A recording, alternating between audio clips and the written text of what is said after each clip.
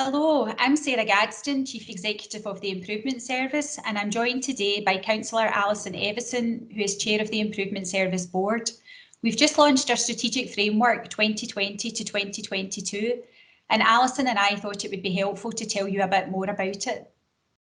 Our strategic framework is very much a response to the current context that local government finds itself in. The environment facing local government at the moment is extremely challenging and is evolving at a very fast pace. And obviously looking ahead to 2021, it is moving in faster. We have elections to think about in May 21, which will change the context in which we're operating. Local government as well has huge financial challenges to face, and these are increasing year on year, and we need to think carefully about how we deal with that challenge as well. Obviously, during COVID, a particular challenge this year, we've seen how the pandemic has impacted on different groups differently, and we've seen inequalities growing across areas in Scotland. And key parts of our work is to tackle those poverties and inequalities that we've seen, and that will change the focus of local government to a great extent as well. Within COVID as well, there's been huge opportunities for the development of digital, and that has brought many opportunities we need to look at as well. But in doing so, we need to look at the pros, we need to look at the cons and develop our digital strategy, which local government is doing alongside Scottish Government at the moment.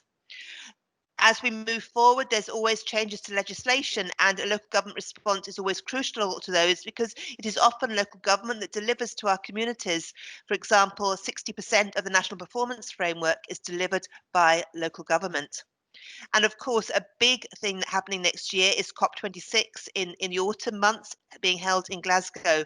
But leading towards that, our emphasis is on the climate and what our responsibilities are in local government for supporting steps to mitigate climate change. So a huge and challenging context in which we're operating, Sarah, and obviously the work of the Improvement Service is crucial to support local government within all this. So our board has agreed 4 strategic priorities, and they're really going to underpin our work across the next couple of years and will inform our annual business plans. And they've been developed as based on the context in which we're working, which you have outlined, Alison, but also based on active engagement with local government, with chief executives, with elected members and with our wider stakeholders. So our first priority is to support local government to live with COVID-19.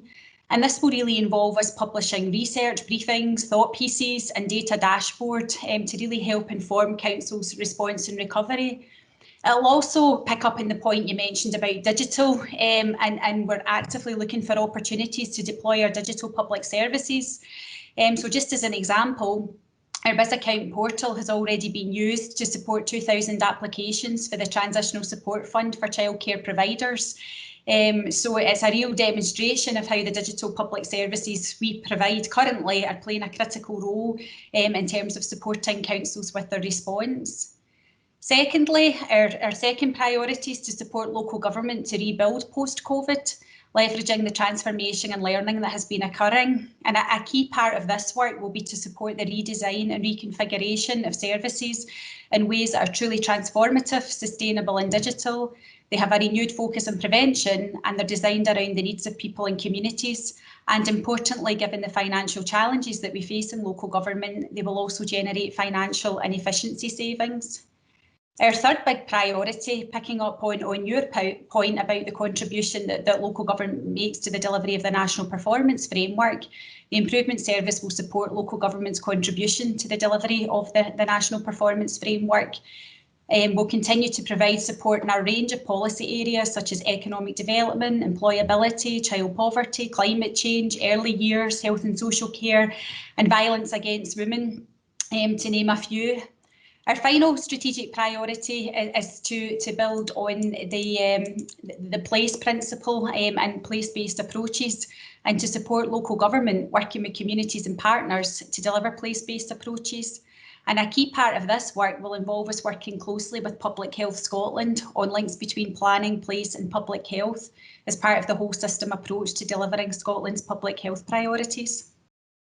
So there's a lot to be getting on with, Alison, as I've just outlined, and clearly given that we're working within a whole system, we can't deliver all of this on our own.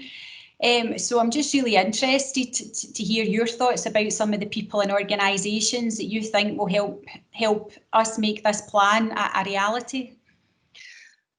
Yes, indeed. The IS has a huge role to play in supporting local government in its work right across Scotland. And as you say, that can't be done on its own. We have strong partnerships right across the local government family. Some are formal, some more informal, but they're all working together to do the best for local government in Scotland and to help deliver on those strategic priorities. For example, there's a formal partnership that's been developed recently with Cllr because there's a shared ambition with Cllr to work collaboratively to support local government to make a real difference for our communities right across Scotland. And that work with Cllr will be continuing to develop and work on these strategic priorities as we go forward. But there's lots of other elements of the local government family with which the IS also has a good partnership working, in particular with SOLAS, the Chief Executives Organisation, with Slade and with HOPS as well. In addition, we've mentioned the importance of digital going forward, and it's really important to note that the IS hosts the local government digital office for Scotland and is an active partner on the Digital Partnership Executive Board. We also work as the IS on a local level, supporting people in their communities directly through things like the Parents Portal.scot, which is operated by CMIS and jointly with the Improvement Service and Scotland Excel jointly deliver a project management qualification as well. So a huge amount of partnership working going on, both at a national level and in our communities right across Scotland, and to deliver the best for local government. We also recognise, of course, the importance of whole system transformational change, effective public services and improved outcomes as well. And that all needs that partnership working to be effective. So key partners going forward as well will involve, of course, the Scottish Government, the newly formed Public Health Scotland, audit and inspection bodies as well, other NHS bodies, academics, researchers and innovators right across Scotland, because together that partnership work is crucial if we are going to deliver the best outcome for communities. And the IS is forefront in all this work. This strategy, though, sets out a tough and a challenging plan, Sarah. Do you have confidence that the IS can fulfil this? Yes, it's challenging, Alison, but I absolutely have confidence in the team that we have within the Improvement Service. We've got a highly skilled, passionate and committed and dedicated team behind us. And a key priority over the lifetime of the plan is really to look at how we can facilitate greater multi-skilling of our people to help us strengthen our resilience, build our capacity and enable us to provide a multidisciplinary and holistic response to requests that we receive for improvement support. We're also going to look at ways that we can augment our own resources with our partnership arrangements and with other public service improvement agencies for the benefit of local government. And this will include continuing to look for opportunities to generate income from out with the local government sector as part of our business development and growth strategy.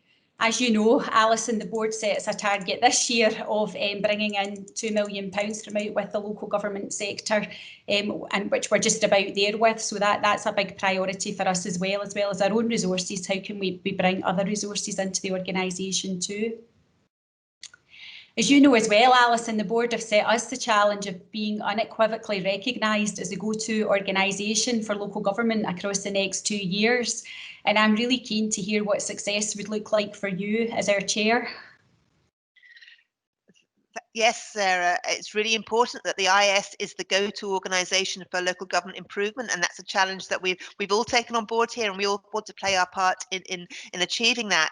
So when we look to the future and see what we see success as, that success must be that the IS name is known, its purpose is known, and that people do treat it as the go-to organisation. So we need to work together to expand the reach of improvement service and see it operating right across local government as that improvement organisation.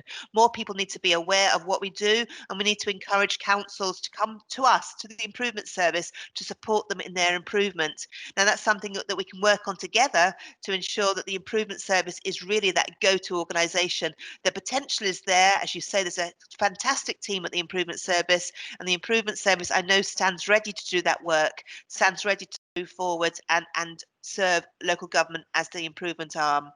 And obviously, as an important part of that as well, we need to see better evidence available of the outcomes of our work. Now, that's something we can work on together as well, to be able to demonstrate those outcomes, to encourage people as we go forward to use the improvement service for their own improvement work.